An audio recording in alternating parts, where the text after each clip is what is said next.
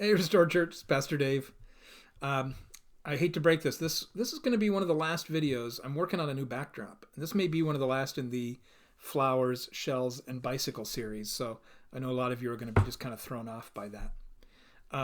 Been reading in John about the story of Lazarus lately. And I love that story. As a recovering addict, man, that is a powerful image. The idea that Lazarus was dead and then Jesus miraculously raised him, and then he called the community around Lazarus to help unbind him and free him. Such a picture of what it's like to be both the addict and part of that community. And we'll talk about that another time, but that's how I felt, that I was dead and I needed to be the miraculous work of God to bring me out of it, and then the people around me to help me recover. But I want to talk a little bit about the epilogue of that story, that there has been almost nothing in my life that has allowed me to get to know people and to help people than being able to talk about that story, the story of my life, the story of my recovery, of being an addict and getting clean. It's been disarming, and it's also helped me relate to people who are struggling.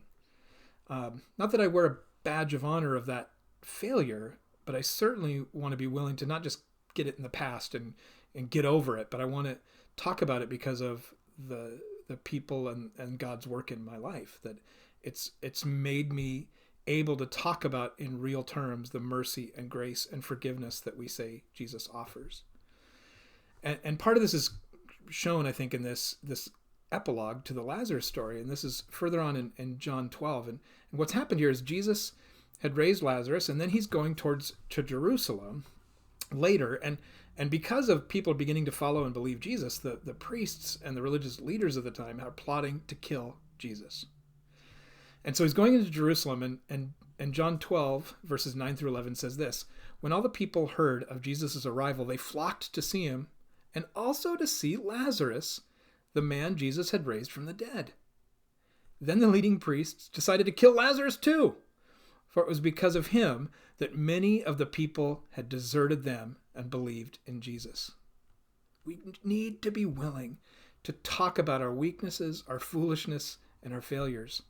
Again, not because we're proud of those, but because we can talk about the mercy and the forgiveness and the grace of Jesus, that people might be able to turn to him for health rather than trying to fix it on our own.